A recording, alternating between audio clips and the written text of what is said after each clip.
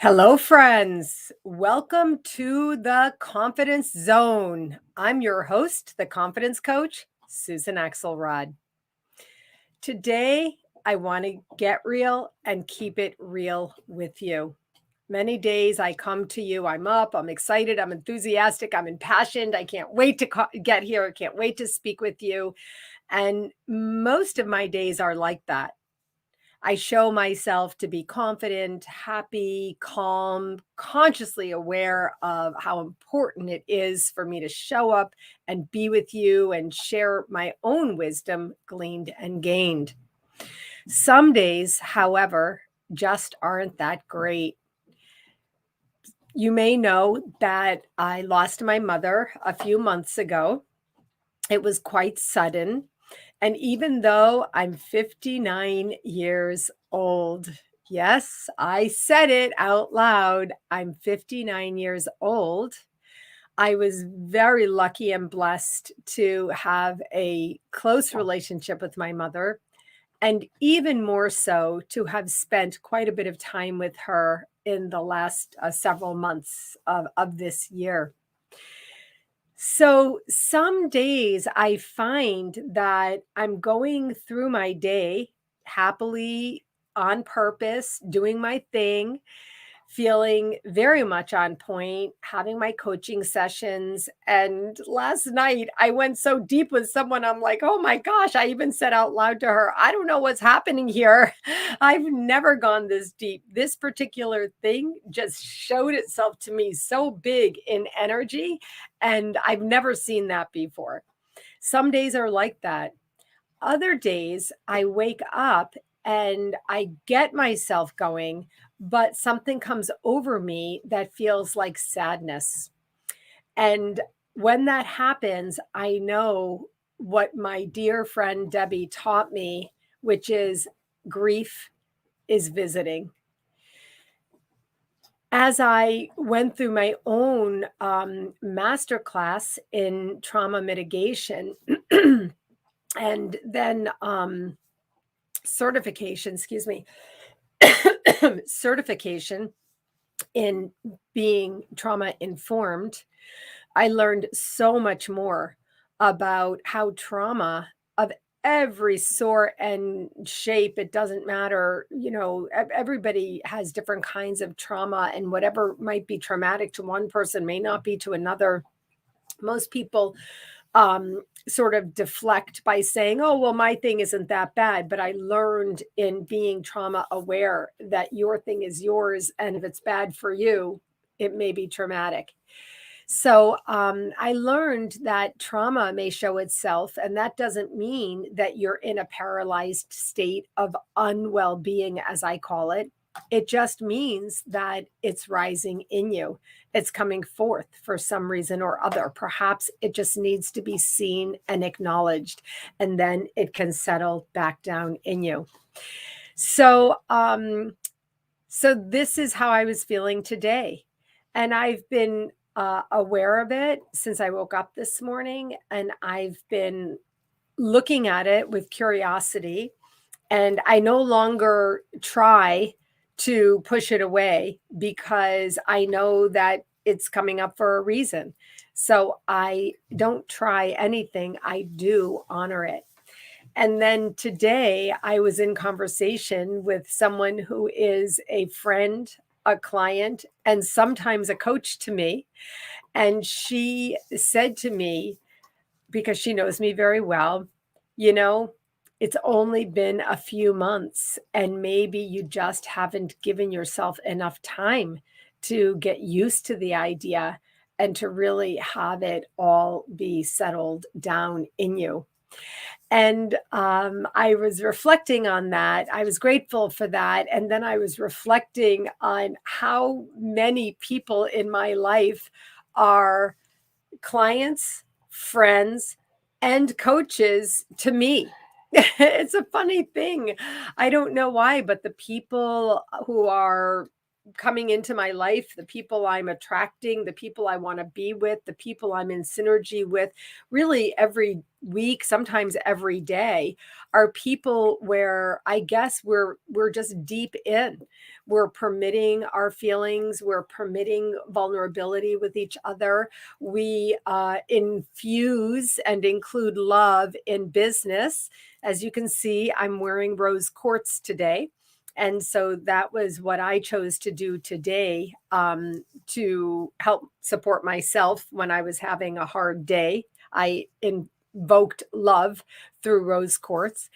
And I realized these people who are in my groups, they're in my cohort, they're in my existence, they're really in such a whole, WHOLE, synergy with me, such that we can work together, we can work with each other, we can work for each other, we can support each other, we can be supported by each other.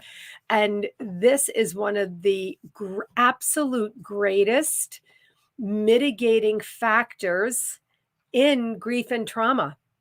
It's called connection. Being in connection, being connected in connectedness with other humans is, in fact, one of the greatest ways to mitigate the trauma that you've experienced and the grief in you. And so that happened to me today with my dear friend, client, and coach today, Yvonne. And then it happens all the time with various people in my life.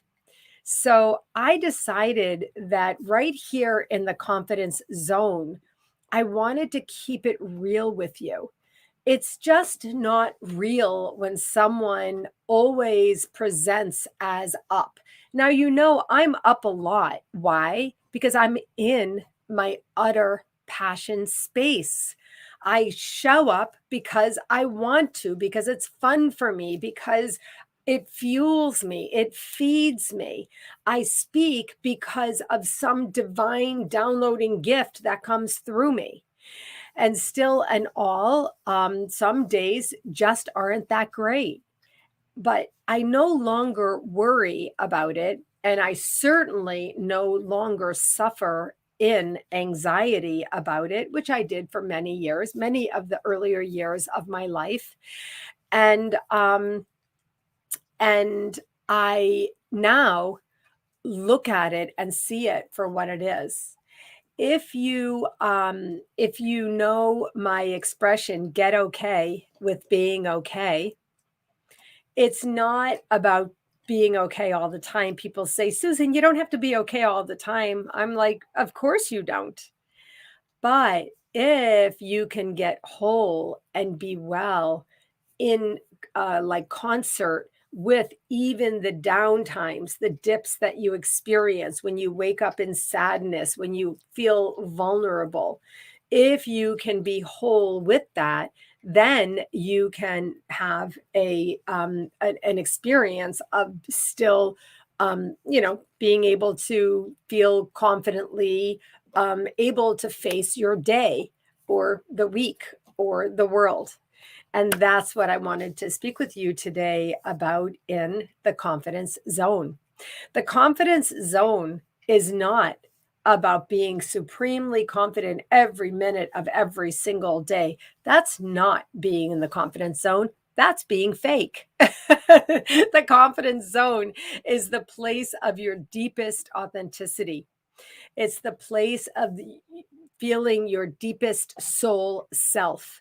And when your soul comes up, you have different soul personas who come up.